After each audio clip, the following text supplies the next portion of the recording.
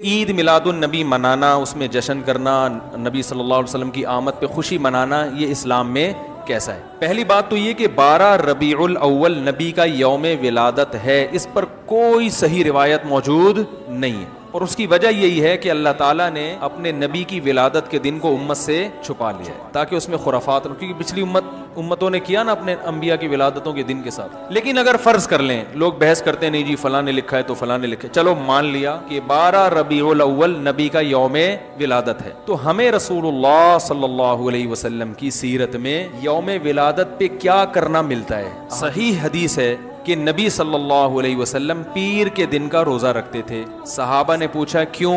آپ نے فرمایا یہ میرا یوم ولادت۔ اب دیکھو، پیر کو نبی نے روزہ رکھ کے یہ بتا دیا کہ اس میں عید کا تصور نہیں ہے، کیونکہ عید اور روزہ جمع نہیں ہو سکتا۔ اب اس کو سیلیبریٹ نہیں کیا۔ صلی اللہ علیہ وسلم آئے تو کیا ہمیں اپنے نبی کی اس طرح خوشی کا اظہار نہیں کرنا چاہیے تاکہ یہ ظاہر ہو کہ اللہ تعالیٰ نے ہمیں اپنے نبی کی سب سے بڑی نعمت سے نوازا ہے؟ جب عام دولت کے لیے سرکار نے فرمایا تمہیں اللہ نے دولت دی ہے، اس کا اثر تم پہ ظاہر ہونا چاہیے، اس نعمت کا اثر ظاہر ہونا چاہیے، تو بتائیے کہ جب میرے سرکار تشریف لائے اس نعمت کا اظہار کیوں نہیں چاہیے؟ تو یہ دونوں چیزیں قرآن سے ثابت ہیں، تو خوشی منانا اور نعمت کا اظہار کرنا۔ جب اللہ تعالیٰ نے اس کا حکم دے دیا، اجازت دے دی، تو پھر ہر وہ طریقہ اختیار کرنا جائز ہوگا جس کو قرآن اور حدیث نے منع نہیں کیا ہے۔ یہ اچھی طرح اصول یاد رکھیے، کسی چیز کے جائز قرار دینے کے لیے دلیل نہیں چاہیے ہوتی، کسی چیز کو ناجائز قرار دینے کے لیے دلیل درکار ہے۔ مثال کے طور پر میں آپ سب سے پوچھتا ہوں، جو آپ نے ٹوپیاں پہن رکھی ہیں، جائز ہے کہ ناجائز؟ بتائیں،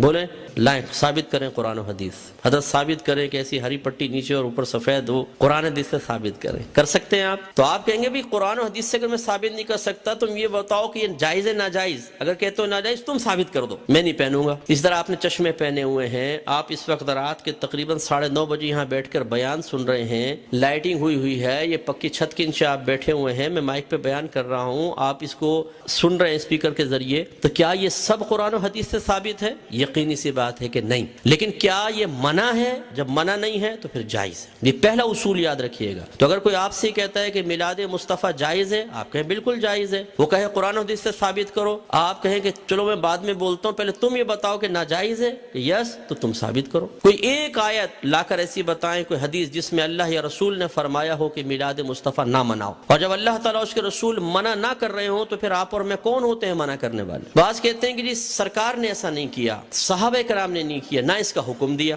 یاد رکھیں، یہ بھی کوئی قاعدہ ضابطہ نہیں ہے کہ اللہ کے نبی حکم دیں تو ہم کریں، حکم نہ ہو تو نہیں کر سکتے۔ صحابہ کرام کریں تو ہم کر سکتے ہیں، صحابہ کرام حکم دیں تو ہم کر سکتے ہیں، ورنہ نہیں کر سکتے۔ یہ کوئی ضابطہ قاعدہ نہیں ہے۔ اصل چیز وہی ہے جو میں نے آپ کو بتائی کہ اگر اللہ تعالیٰ اس کے رسول نے منع کیا ہے تو منع ہوگا، اور اگر منع نہیں کیا تو بالکل جائز ہوگا۔ اب میں اس کی آپ کو تھوڑی سی مثالیں بتاتا ہوں۔ دیکھیں، آپ کی مسجدوں پہ گنبد اور مینار بنتے نہیں بنتے؟ آپ پوچھیں، کویسچن کریں، ہر مکتب فکر کی عبادت گاہ کے اوپر گنبد اور مینار ہے، کیا اللہ کے نبی نے اس کا حکم دیا تھا؟ صحابہ کرام نے حکم دیا؟ یا اللہ کے نبی نے بنائے یا صحابہ نے بنائے؟ نہیں، یہ بہت بعد کی ایجادات اور ہر مسجد کے اوپر ہیں۔ یہ کیسے بدعت اور ناجائز کیوں نہیں ہو جاتے؟ قرآن پاک پہ زبر زیر پیش سرکار کے دور میں نہیں تھا، نہ صحابہ کے دور میں، بہت بعد میں لگے ہیں۔ 6 کلمے سرکار کے دور میں باقاعدہ اس طرح مرتب شدہ نہیں تھے، یہ بعد میں ہے۔ ایمان مفصل، ایمان مجمل پہلے نہیں تھی، یہ بعد میں ہے۔ اور اگر سرکار کے ہی دور کو لے لیں، سرکار نے قرآن کو مجتمع نہیں کیا تھا، صدیق اکبر کے دور میں ہوا ہے۔ سرکار کے دور میں اور صدیق اکبر کے دور میں تراویح 20 رکعت ایک امام کے پیچھے نہیں ہوتی تھی،